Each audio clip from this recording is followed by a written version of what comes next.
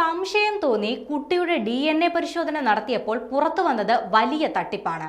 ഹൈദരാബാദിലാണ് സംഭവം നടന്നത്. ഹൈദരാബാദിൽ വനിതാ ഡോക്ടർ അടങ്ങിയ കുട്ടിക്കടത്ത് വാടക ഗർഭധാരണ മാഫിയ സംഘത്തെ ഇതോടെ പോലീസ് പിടികൂടി. ഹൈദരാബാദിലെ ഗോപാലപുരത്തുള്ള സൃഷ്ടി IVF സെന്ററിന്റെ ഉടമസ്ഥയായ ഡോക്ടർ നമ്രത അടക്കം 8 പേരാണ് അറസ്റ്റിലായത്. സിറ്റിയിലെ വിവിധ ക്ലിനിക്കുകൾ കേന്ദ്രീകരിച്ച് ഇവർ നടത്തിയ കോടികളുടെ ഇടപാടുകളാണ് അറസ്റ്റിന് കാരണം. ഹൈദരാബാദിലെ ദമ്പതികളുടെ പരാതിയിലാണ് പോലീസ് അന്വേഷണം ആരംഭിച്ചത്. വാടക ഗർഭധാരണത്തിലൂടെ ജനിച്ച കുട്ടി തങ്ങളുടേതല്ലെന്ന് DNA പരിശോധനയിലൂടെ ദമ്പതികൾ കണ്ടെത്തിയതിനെ തുടർന്നാണ് ഈ തട്ടിപ്പ് പുറത്താകുന്നത്. 35 ലക്ഷം രൂപയാണ് ഫീസായി ഈ ദമ്പതികളിൽ നിന്നും വാങ്ങിയത്. സംശയം തോന്നി കുഞ്ഞിന്റെ DNA പരിശോധന നടത്തിയപ്പോഴാണ് കുഞ്ഞ് ഇവരുടേതല്ലെന്ന് തെളിഞ്ഞത്. ഇതോടെ ദമ്പതികൾ പോലീസിൽ പരാതി നൽകുകയായിരുന്നു. ഗർഭഛിദ്രം നടത്താനായി എത്തുന്ന സ്ത്രീകൾക്ക് പണം വാഗ്ദാനം ചെയ്ത് ഗർഭകാലം മുഴുവൻ കഴിയാൻ ആവശ്യപ്പെടും.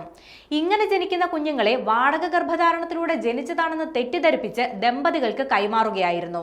2024 ഓഗസ്റ്റിലാണ് ദമ്പതികൾക്ക് വാടക ഗർഭപാത്രത്തിലൂടെ കുഞ്ഞിന് ജന്മം നൽകാമെന്ന് ഡോക്ടർ ഉറപ്പു നൽകുന്നത്.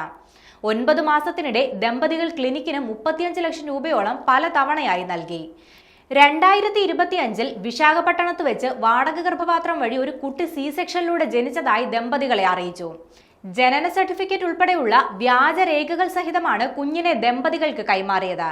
എന്നാൽ കുട്ടി വാടക ഗർഭപാത്രത്തിലൂടെ ജനിച്ചതായി രേഖകളിൽ കാണിക്കാത്തത് ദമ്പതികളിൽ സംശയമുണ്ടാക്കി. പിന്നീട് നടത്തിയ DNA പരിശോധനയിൽ കുട്ടിക്ക് തങ്ങളുമായി ജനിതക ബന്ധമില്ലെന്ന് കണ്ടെത്തുകയും ചെയ്തു. പിന്നാലെയാണ് ദമ്പതികൾ പോലീസിനെ സമീപിച്ചത്. ഏജന്റുമാർ വഴി പിന്നീട് കുഞ്ഞിന്റെ യഥാർത്ഥ മാതാപിതാക്കളെ കണ്ടെത്തുകയും ചെയ്തു. കുഞ്ഞിനെ വിറ്റതിന് ചെറിയ തുക മാത്രമാണ് ഇവർക്ക് ലഭിച്ചത്. ശിശുവിൽപ്പന കുറ്റത്തിന് യഥാർത്ഥ മാതാപിതാക്കളെയും അറസ്റ്റ് ചെയ്തിട്ടുണ്ട്. കുട്ടിയെ നടപടിക്രമങ്ങൾ അനുസരിച്ച് ശിശുവിഹാറിൽ പാർപ്പിച്ചിരിക്കുകയാണ്.